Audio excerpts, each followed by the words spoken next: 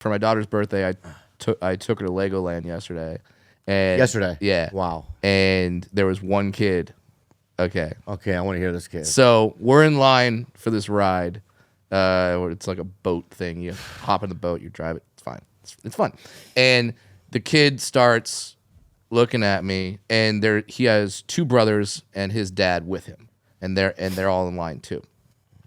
And he starts kind of being like, "Are you a man or a boy?" And just his dad's not saying anything. His dad's like, hey, son, that's not, he's doing one of those. He's nervous as hell. He's like, oh my God. The dad is scared out of his mind. Okay. He's like, there's going to be camera phones. It's going to be horrible. Oh, right. Yeah. So, but I give the speech to the kid, and he's fine. He's good. Later. And now what's your daughter doing during this? She's just playing. She's not even listening. Okay. Yeah, she's in her own world. She's great. And then later I'm having this moment with my daughter, and we're still in line.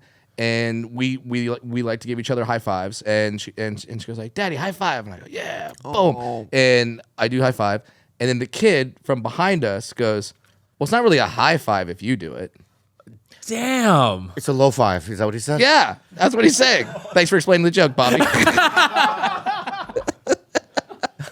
Just in case you missed it at home. Wait, so that was a joke that you were saying that didn't really happen. No, that really happened. It's not a high five when you do it. The kid behind us said it's not really a high five when you do it. Oh my God! So I turned to the kid, and the dad's just like horrified. Yeah. And I turn to the kid. I go, "Yeah, you're right. It's kind of like if I looked at you and went, 'Hey, smart five.'" I see. What did the dad do? The dad just kind of looked at me and went, "Yep." He kind of just nodded with like, wow. "I'll take that one." Dude, all right. For the record, the rest of the time in the line, Yeah, you're in the. the kids were.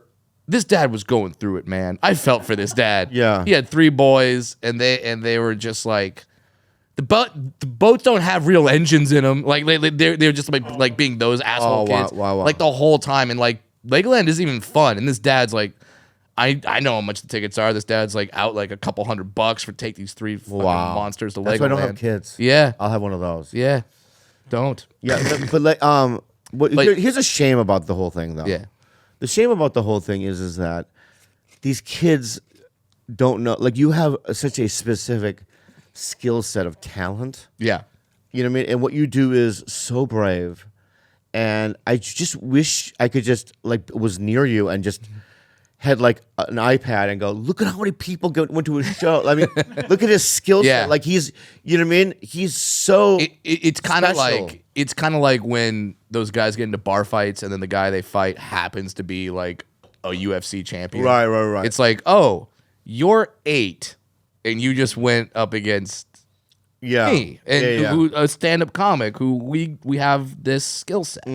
So yeah, and there is a part of me that, of course, I wish I could do that as well. But then I'd be a guy going, you don't understand how important I am to a fucking 8-year-old. Yeah, you can't. Yeah, so that's why I need you to do it. But does Peter Dinklage get? I mean, is he famous enough where he doesn't get that as much? You think? Oh, he's got to get it. He still's got to get it. It never leaves. It never leaves. Never. Wow, that's what a shame, dude. So it's like That sucks. So it's hard to really like. Some people have asked like, oh, do you have like have you changed with your success? Do you think you have a big ego, or whatever? And I go, well, it's kind of hard to have a big ego where literally like almost every time I drop off my kid to school, there's a kid that just goes, what's up with him? Like, And that's still every time, every day. not every day. The kids are getting better. Some of the kids, God, sucks, and man. this terrifies me, Bobby. Some of the kids know who I am, and they're like in 3rd grade, and I'm like, how the fuck do you know who I am? Oh, they know. Because they have the internet. Yeah, they're big. Yeah. tigerbelly. Yeah. I mean, no, I'm just saying. when Andrew and I, or even when I go on we went on the road. There's like 12-year-old, 14-year-old kids in the audience. I mean, they just Isn't that terrifying though? no, because their parents are huge fans. You know. Yeah. But you know, I mean, when I was 12, I was watching crazy shit. Mm-hmm. You know what I mean? Like, you know, like Do you ever go back and watch like a PG movie in the 80s and go, oh, that's a PG-13R nowadays? Yeah. Like, there's some movies back in the day where you're like, huh. And there's the obvious ones like Big. You have like an adult woman essentially wanting to have sex with an 8-year-old. Right, that's crazy. Like, I never thought about that. Yeah, there's that Yeah. going on in that movie. And then there's like a bunch of others where like you watch it again, you go, oh, wow, okay. Yeah. I think I'm growing up in a time, or my daughter's growing up in a time where she's gonna get a little less than me. I'm hoping. So far, all the kids in her class love her. It's great. She has friends. It's so cool. Like I'm so thankful because I was like nervous, as most parents would be, that she'd go to school and then all the kids would look at my kid and be like, oh, she's weird looking, and then like not want to be friends with her. But everyone wants to be friends with her, and I'm just like, oh yes, did it. Yeah, I've told this story before, but I one time worked with a dwarf, and his name was Ben. We worked on a movie together. It never came out. What movie did we do? Something about penguins. You guys did a penguin movie? Oh, that's right. Yeah. What happened to that? I don't know. There was some. I shot it twice. Yeah. Wait, what was this about? So you're not gonna believe this. You're right. That vaguely I remember now. Yeah. So they did a movie, something penguins, but there was dwarves in it. Yes. Were you one of the dwarves? I was one of the little people. Yeah. That was actually when I first met you. Yeah, and then what happened was I shot it, and then like 6 months later, I'm at the Comedy Store, and these guys, the director came to the store, and he goes, "Hey, can we talk?" I go, "Yeah, what's up, man?" And he goes, "You know the earthquake that just happened?" I go, "Yeah." He goes, "Well, you're not gonna believe it, but you know what I mean. The editing facility was right where the earthquake went off." And I go, "Okay." And he's like, "We lost everything." I go, the whole movie. Oh my god! So I had to reshoot the show. It was a pilot. Yeah. At some point, you were like hugging a penguin. That's dog. right. That's right. I remember that. Yeah. Yeah. It was really, crazy. Really weird thing And that was like in the time where I was like, this is before podcasting and stuff. Yeah. This is like the bottom of after Mad. Mad, before Pod, when it was dwindling down to nothing, and I had to take anything that the people gave me. You know what I mean? So I didn't realize that you were in that. I'm proud of you, Bobby. I really am, because you did not realize I was in that. Most people would just assume I was in that because there were dwarves. Wow, was there a lot of dwarves? Yeah, there was like, I don't want to say 7, but Yeah. Probably 7. I remember. Yeah, I remember that. Wow. I wonder whatever happened to that project. I don't even remember the name of it. I don't remember. What's a project that you're like, I can't believe I'm in that?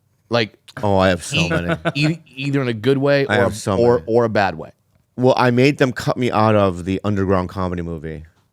What was that? So there's this guy named Vince Offer. He sold scrunchies or something on the internet. I mean, no, like late night. He had a product that he would always on MTV. He would look up Vince Offer. Vince Offer. Okay. Yeah. And so I was in the Vince Offer, that guy. Okay. But don't IMDb him. Go to his regular Oh, this is the movie, by the way. That's the movie. Yeah. But go to what he was known for. So get out of that and go to just Google Vince Offer.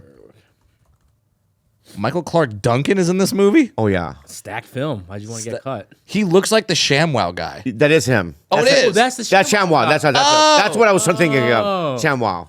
Dude, what? Yeah. So what happened was I was an open micer in La Jolla, in Vince Offer. This is when ShamWow was a big thing. And I'm like, oh my God, the ShamWow guy. And then he goes, I gotta do his movie. Hey man, I'm doing this movie. And I'm like, I had no agent or manager. I go, I go, yeah. And he goes, I want you to win it. So I did it. It was called the Underground Comedy Movie. And I played the most stereotypical Asian guy in it. Where it wasn't in my voice; they dubbed in my voice. Oh, really? It was like karate or something like it was.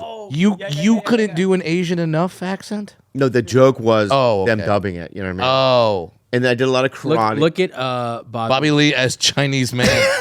Oh my God. Yeah, Chinese man. That's how bad it was. Bobby Lee as Chinese man. And I remember I drove up to LA to shoot it. And I was like, oh my God, this is like, this is how movies are made, huh? Joey Buttafuoco Yeah. is in this movie. It was crazy. And then when... Now, for the audio only audience, there's on the cover of this movie, there's 2 women that are just look like they're having the biggest bowel movements ever. Just it's a sitting on shit toilets. movie. Yeah. Wait, see if you can find my scene on YouTube. Yeah. Can you? And it says unrated because this was back before we had porn just available on our phones 24/7. Yeah. So to sell movies sometimes be like, this is the unrated version. Right. There might be a titty. Yeah, yeah.